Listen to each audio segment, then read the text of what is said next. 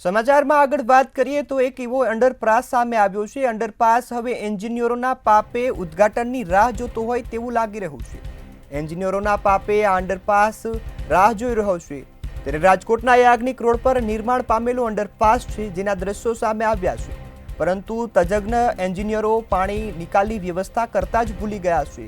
ત્યારે લાખોના ખર્ચે ડોક્ટર હોમી દસ્તુર માર્ગ તૈયાર કરવામાં આવ્યો છે। આ માર્ગ પર અંડરપાસની કામગીરી થઈ ચૂકી છે, પરંતુ ચોમાસામાં વાહન વ્યવહાર સુગમ કરવા માટે અંડરપાસનું નિર્માણ કરાયું છે, પણ ત્યાં પાણી નિકાલની વ્યવસ્થા જ નથી।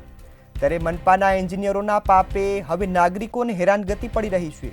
દ્રશ્યોમાં જોઈ શકાય છે અંડરપાસ તૈયાર તો થઈ ચૂક્યો છે, પરંતુ એન્જિનિયરોએ બુદ્ધિનું પ્રદર્શન કર્યું છે।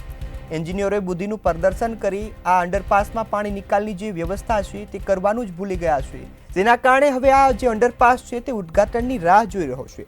છેલ્લા એક મહિનાથી તૈયાર અંડરપાસ હજુ પણ બંધ હાલતમાં જોવા મળ્યો છે। અંડરપાસ બનતો હોય તેમાં પાણી નિકાલની વ્યવસ્થા જરૂરી હોય છે, પરંતુ મનપાના જે એન્જિનિયરો છે તેમને આ વાતની જાણ ના હોય તે રીતે કામગીરી કરી છે, અને તેમાંથી પાણી નિકાલની વ્યવસ્થા છે તેને જ કરવામાં નથી આવી। ત્યારે હવે અંડરપાસમાં મનપાએ ભાન આવતા સ્ટ્રોમ વોટર માટે ટેન્ડર બહાર પાડ્યું છે, પરંતુ આ ટેન્ડર લેવા માટે કોઈ હવે તૈયાર નથી। વિધિવત પ્રક્રિયા હાથ ધરાઈ છે, પરંતુ એક પણ એજન્સીએ આ ટેન્ડર લીધું નથી। સંવાદદાતા ધ્રુવ કુંડેલ લાઈવ જોડાયા છે। જી ધ્રુવ, હાલ આ અંડરપાસના જે દ્રશ્યો સામે આવ્યા છે, ટ્રાફિકની વ્યવસ્થા કરવા માટે અંડરપાસ બનાવ્યો છે, પરંતુ તેમાં પાણી નિકાલની વ્યવસ્થા નથી, શું સ્થિતિ છે? ચોક્કસથી રાજકોટ મહાનગરપાલિકાના જે અધિકારીઓ છે, જે એન્જિનિયરો છે ને, તેઓની જે અનાવડતનો વધુ એક જે દાખલો છે તે સામે આવ્યો છે। ખાસ તો ડોક્ટર હોમી દસ્તુર માર્ગનું જે આ અંડરપાસ છે નવું બનાવવામાં આવેલું છે, ત્યાં કોઈ પણ પ્રકારની જે વ્યવસ્થા પાણી નિકાલ માટેની જે વ્યવસ્થા તે ઊભી કરવામાં નથી આવી। એટલે કે સ્ટ્રોંગ વોટર નિકાલ કરવા માટે અંડરપાસમાં એક વ્યવસ્થા કરવી જોઈએ, પણ એ વ્યવસ્થા છે તે ઊભી નથી કરવામાં આવી। હાલ આને જ લઈને અત્યારે રાજકોટ આખામાં ચર્ચા શરૂ થઈ છે। આપણી સાથે શહેર કોંગ્રેસના પ્રમુખ અતુલભાઈ રાજાણી છે, એમની સાથે જ વાત કરશું, તેઓ શું કહી રહ્યા છે મામલે।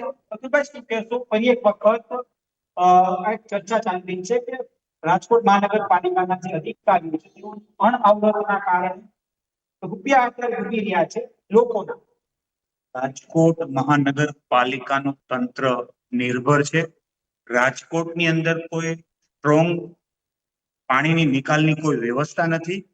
કોઈ પણ પ્રોજેક્ટ થતા હોય તો એને બુદ્ધિથી વિચારી કઈ રીતે રાજકોટમાં પાણીનો નિકાલ કરવો એ સિસ્ટમ કરવી જોઈએ।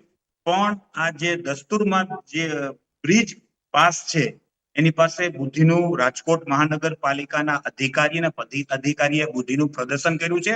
અંદાજે 4.5 કરોડના ખર્ચે આ પ્રોજેક્ટ તૈયાર કરવામાં આવ્યો છે। છેલ્લા 2 થી 3 મહિનાથી રેલવે તંત્રની અને કોર્પોરેશન સંકલનનો અભાવના કારણે આ પ્રજાને મુશ્કેલી થઈ રહી છે।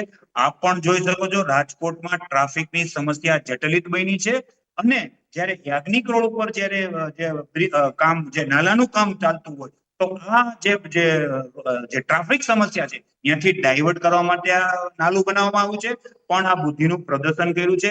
ક્યાંક ને ક્યાંક કોર્પોરેશન રેલવે તંત્રને સંકલન હિસાબે લોકો હેરાનગતિ છે ને રાજકોટમાં સ્ટ્રોંગ સિસ્ટમ જે પાણીનો નિકાલ ક્યાંય પણ નથી, પણ નવા પ્રોજેક્ટ થાય તો એ તમારે કરવું જરૂરી છે, પણ આ તંત્રને કોઈ ખ્યાલ જ નથી। શું લાગે છે કે અધિકારીઓને આવડી મોટી ઉણપ રહી ગઈ, કોઈ ખ્યાલ નહીં આવ્યો હોય? ખરેખર રાજકોટ મહાનગરપાલિકાના જે સિટી એન્જિનિયર છે અને ડેપ્યુટી એન્જિનિયર છે, કોઈ એને પ્રેક્ટિકલ જ્ઞાન નથી। ખરેખર એને રેલવે તંત્ર સાથે સંકલન કરી અને કામ કરવું જોઈએ તો આ જે પાણીના નિકાલની વ્યવસ્થા થઈ શકે। પણ આ ખરેખર ગંભીર બાબત છે। આવનારા દિવસોની અંદર અમે મ્યુનિસિપલ કમિશનરને પણ રજૂઆત કરો કે સાહેબ તમે રાજકોટમાં કોઈ પણ પ્રોજેક્ટ કરો તો જે એજન્સી હોય એની સાથે સંકલન કરે તો આ પ્રશ્ન પ્રોબ્લેમ્સ થાય નહીં। તમને લાગે છે કે આ જે પ્રોજેક્ટ અત્યારે જે તૈયાર થયું છે એ મહિના દિવસ પહેલા જ તૈયાર થઈ ગયું છે, હજુ સુધી રેલવે તેને આપ્યું નથી? આ પ્રકારની વાત અત્યારે મહાનગરપાલિકાના જે અધિકારીઓ ઉચ્ચ અધિકારીઓ કરી રહ્યા છે, તો શું કહેશો કે હજુ કેટલું ડિલે થઈ શકશે લોકાર્પણ માટે? મારી જાણવા મુજબ થોડા દિવસો પહેલા ત્યાંના દસ્તુર માર્ગના એક અરજદારનો મને ફોન આવ્યો હતો, ત્યારે અમારા રાજકોટ મહાનગરપાલિકાના સિટી એન્જિનિયર છે રાવલ સાહેબ, રાવલ સાહેબને મેં ફોન કરતો, રાવલ સાહેબે પણ મારી સાથે ખોટું બોલ્યા કે રેલવે તંત્રની ડીલેને કારણે આ બ્રિજ ડીલે થાય છે. પણ ખરેખર આ કોર્પોરેશનની ગંભીર બેદરકારી છે. પાણીનો ક્યાંય સ્ટ્રોંગ નિકાલ થતો નથી. ખરેખર આ વહેલી તકે થવું જોઈએ. હું માનું ત્યાં સુધી વહેલામાં વહેલી તકે આ પ્રોજેક્ટ પૂર્ણ થાય એવી અમે રજૂઆત કરશું, અને આ તંત્ર નહીં સાંભળે તો મ્યુનિસિપલ કમિશનને ફરીથી ઘેરાવ કરવામાં આવશે. શું લાગે છે આ જેટલી અત્યારે જે ભૂલ થઈ છે, ભૂલ પાછળ ક્યાંક ને ક્યાંક જે પ્રજાના પૈસા વપરાતા હોય છે, શું કહેશો? આ 4.5 કરોડ રૂપિયાની વાત સામે આવી રહી છે, તો અંતે પ્રજાના ખિસ્સામાંથી જ જાય છે. ખરેખર આ પ્રજાના પૈસા છે, કરોડો રૂપિયા ટેક્સ લોકો ભરે છે, એને પૂરેપૂરી સુવિધા આપવી જોઈએ. પણ આ કોર્પોરેશનના અધિકારી જે અધિકારીઓ છે એની સામે કડકમાં કડક પગલા લેવાય અને એના પગારમાંથી પૈસા કમાય એવી અમારી કોંગ્રેસ પક્ષની માંગણી છે. ચોક્કસથી આ હતા આપણી સાથે અતુલભાઈ રાજાણીઓ જણાવી રહ્યા છે કે જે અણઆવરત કોર્પોરેશનના એન્જિનિયરો દેખાડી છે તે ખૂબ જ ગંભીર છે અને તેની સામે ખાતાકીય કાર્યવાહી પણ થવી જોઈએ. આ પ્રકારની માંગ હાલ ઉઠી રહી છે. લોકો હાલ અત્યારે એ ચર્ચા કરી રહ્યા છે કે સ્ટ્રોમ વોટરના નિકાલ માટે શા કારણે કોઈ વ્યવસ્થા ઊભી કરવામાં નથી આવી. એક મોટો સવાલ સૌ કોઈ પૂછી રહ્યા છે. વિસ્તારની આસપાસના જે લોકો છે તેઓ પહેલાથી જ કહેતા આવ્યા છે કે તે વિસ્તારમાં પાણી ભરાય છે અને તેના કારણે સ્ટ્રોમ વોટર નિકાલ માટેની સિસ્ટમ બનવી જોઈએ. એ સિસ્ટમ હજુ સુધી બની નથી અને હજુ આ લોકાર્પણ થવા પહેલા જ ક્યાંક ને ક્યાંક આ ચર્ચા શરૂ થઈ છે. આ 4.5 કરોડ રૂપિયા જે આ લાગતથી જે બનાવેલું આ જે અંડરપાસ છે તેના ઉપર હાલ અત્યારે સવાલ ઉભા થઈ રહ્યા છે. હવે આ સવાલ માટે, આ સવાલના જવાબ દેવા માટે જે ઉચ્ચ અધિકારીઓ છે તે ક્યાંક ને ક્યાંક ડરી રહ્યા છે. જી, માહિતી બદલ આપનો આભાર. ત્યારે દ્રશ્યો સામે આવ્યા છે રાજકોટથી. રાજકોટમાં મનપાના એન્જિનિયરોએ બુદ્ધિનું પ્રદર્શન કર્યું છે. બુદ્ધિ એવી વાપરી છે કે અંડરપાસ તો બની ગયો, ત્યાં પાણીની નિકાલની કોઈ વ્યવસ્થા જ નથી કરવામાં આવી, જેના કારણે છેલ્લા કેટલાય મહિનાઓથી અંડરપાસ બંધ હાલતમાં છે.